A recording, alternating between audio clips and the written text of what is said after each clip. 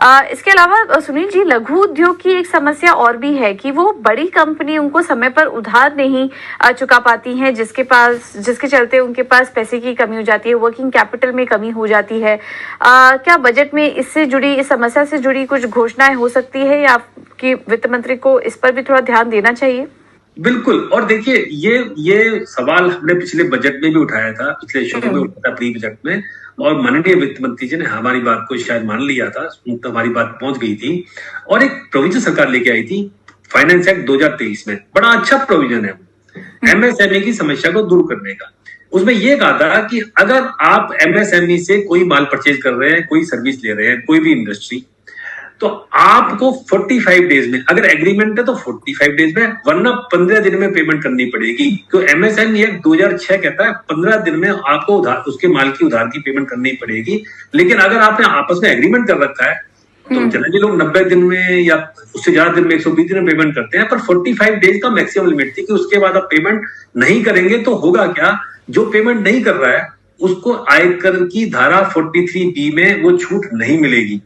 अच्छा, तो ये एक प्रोविजन सरकार लेके आई थी और इसका पर्पस था कि जो एमएसएमई है उसकी उधार समय पे चुकाई जाए। पर इसका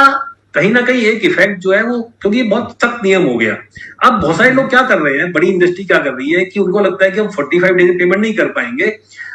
तो वो एमएसएमई से व्यापार नहीं करना चाहती है। तो इसको इस तरह से थोड़ा प्रैक्टिकल थोड़ा बनाया जाए, इसको थोड़ा सा सरल किया जाए ताकि उनकी पेमेंट भी टाइम पर आ जाए और इतना नुकसान भी सामने वाले को ना हो कि वो उससे व्यापारी ना करे। तो ये जो जरूरत है, इसको इस प्रोविजन को रीलुक की जरूरत है। बहुत जरूरी है, क्योंकि जिस तरीके से हम आत्मनिर्भर भारत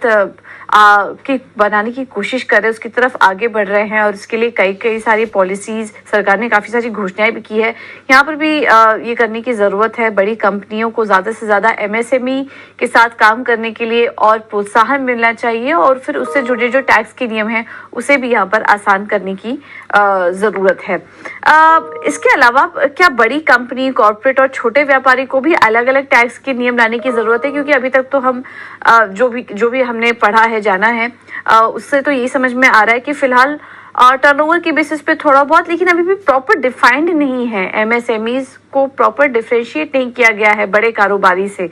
तो क्या थोड़ा और यहाँ पर घोषणाएं, थोड़ा और सिंप्लीफिकेशन की जरूरत है सरकार की तरफ से इस बार के बजट में? जिस तरह से एमएसएमई की डिमांड है और जिस तरह से एमएसएमई काम कर रही है, जैसे उन्होंने परफॉर्म किया है पिछले 10 सालों में, वो बड़ा मार्वलस काम किया है हर मोर्चे पे, चाहे वो एम्प्लॉयमेंट का मोर्चा है, चाहे वो प्रोडक्शन का मोर्चा है। लेकिन चूंकि कानून, आयकर के कानून के नियम बहुत सख्त होते जा रहे हैं और विशेषकर टीडीएस के नियम तो बहुत ही सख्त है।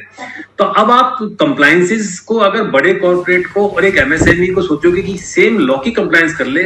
वो उसके पास इतने रिसोर्सेज नहीं होते, इतना स्टाफ ही नहीं होता उसके पास में, और वो जनरली गलती कर जाते हैं। विशेषकर टीडीएस के नियम बड़े सख्त हैं। तो मैं सरकार से प्रार्थना करूंगा कि टीडीएस के नियमों में एमएसएमई को कुछ ढील दी जाए ताकि वो कॉर्पोरेट के साथ में इतना कंप्लायंस नहीं कर पाते हैं, तो टीडीएस के नियमों को और ऐसे कुछ नियम जहां गार के प्रोविजंस हैं या कुछ और प्रोविजंस हैं, डीम्ड डिविडेंड के प्रोविजंस हैं, उनको थोड़ा सा सरल किया जाए ताकि उनको व्यापार करने में सहूलियत हो और ईज ऑफ डूइंग बिजनेस जो सरकार का एक सपना है उसको किया जाए। और